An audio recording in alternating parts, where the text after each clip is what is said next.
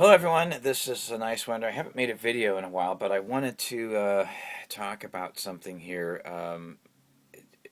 pertaining to Bernie Sanders and more. Uh, Generally, I don't ordinarily bring up Bernie Sanders in conversations, but I do bring up progressive issues and ideas in conversations.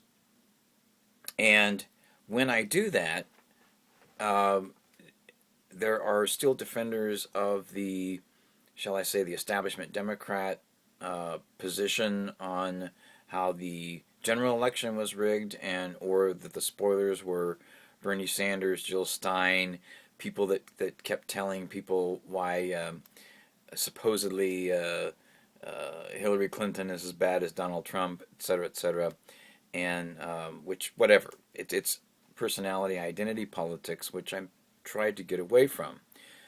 But I bring up a progressive issue and some conversations with some people, and immediately it's quite clear, why do you people keep bringing this up? It's a progressive issue, and then it goes to Bernie, like, but I wasn't even talking about Bernie.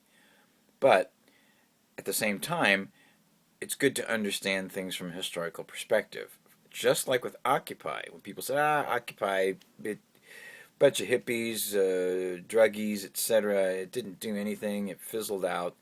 Okay, I'll give you the second part of that statement was what actually was a big deal.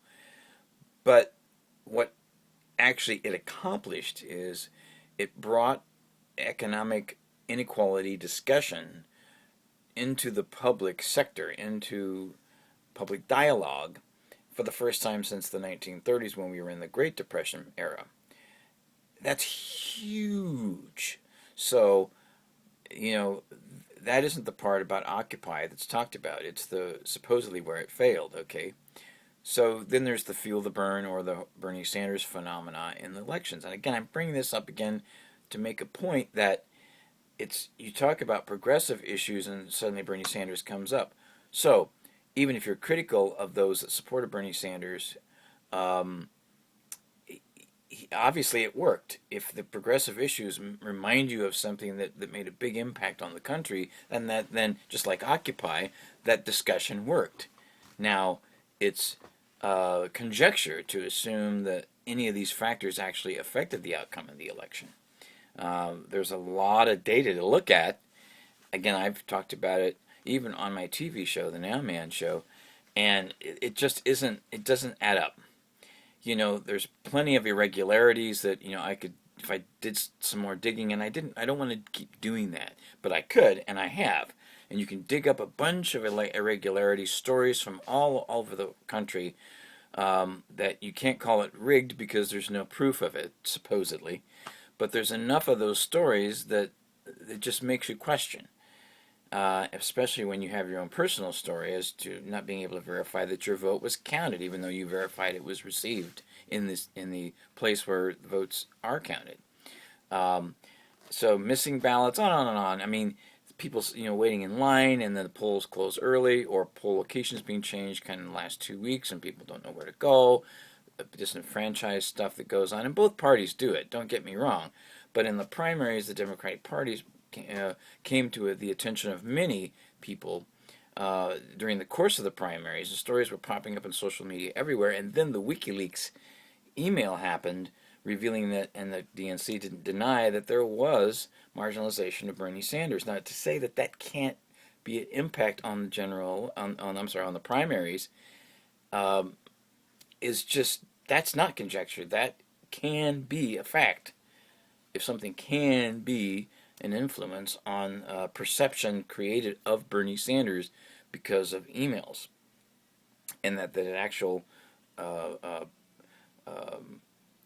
initiative, or whatever you want to call it, within DNC internally, was actually out there to marginalize him and someone at least like Cornel West that he had picked for the platform committee. And we've seen how the progressive issues have been shot down if they're associated with Bernie Sanders, especially. Now, I have this book from the library. Of course, it's Bernie Sanders' Our Revolution book.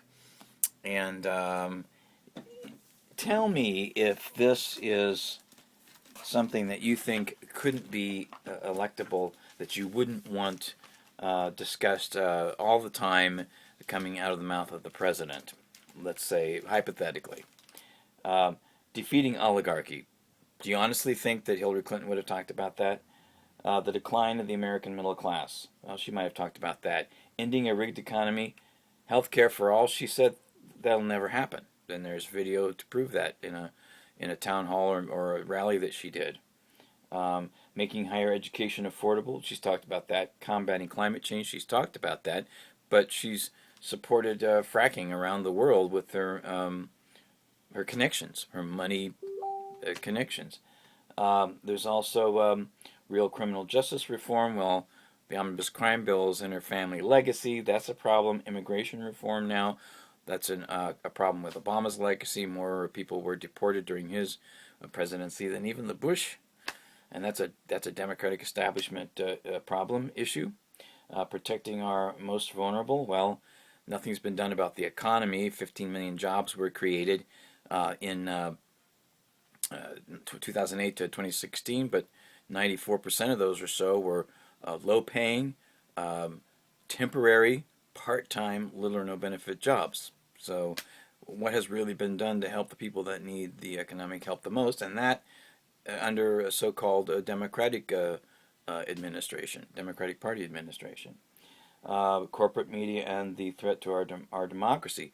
Well, right there, I mean, the Telecommunications Act of 1996, again, that was part of Bill Clinton's administration, involving communications companies, and we've certainly seen the model of Fox News being adapted by CNN, MSNBC, and others to just kind of say, here's the news story of the day, regardless of whether it actually can be documented as fact or whether there's a lot of evidence out there, just because we said it and we are this establishment. So there's all kinds of things. This is, again, table of contents, second part of Bernie's book. That's what I was going over. And he talks about issues that this book basically covers what he talked about in his rallies. A friend of mine recently had an encounter, a personal encounter, like in the last week or so, with a legendary journalist who personally told him Bernie Sanders would never have a chance to win. And so when this friend of mine asked him, well, why have you ever seen an entire or listened to an entire Bernie Sanders rally? The person said no. This is a legendary journalist. Now, what does that mean? That's where the hyperbole would be. What does that mean? But the fact that he's never even listened to or heard an entire Bernie Sanders speech, and he can say as an expert he could never win, tells you something, that something is missing from this discussion. And that's, in the system that we live in has uplifted criminal banking behavior, and that's partly what caused if not mostly what caused the crash of 2008. Of course, there's the pollution. Nothing is being done to aggressively transition from fossil fuels, which we need to be doing. 400 parts per million of CO2 is in the atmosphere in 2014. This is becoming a regular thing. This is not good. It's increased significantly in the last 100 years. I mean, significantly, by hundreds of parts per million. There's high-tech murders because we outsource jobs into very impoverished areas. So there's exploitation of extremely impoverished people, and the high-tech murders. I'm talking about bombs, and since the Holocaust or World War II, the United States has actually killed 20 million people approximately. So you can't tell me that's such a great record.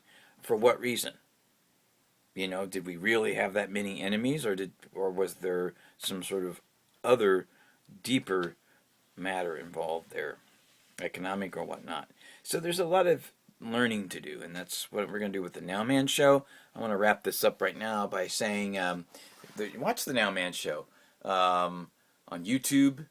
This is a t-shirt of a movie called Long Playing. I interviewed two of the guys, the producer and executive producer and the director of that film. There's a bunch of stuff there, new stuff happening. Actually, a brand new intro of the NOWMAN Show will be coming very soon. Look for it in mid-June. Very excited to show that to you guys. So, food for thought. Going forward, there's so much more to talk to. I love you. Have a great day.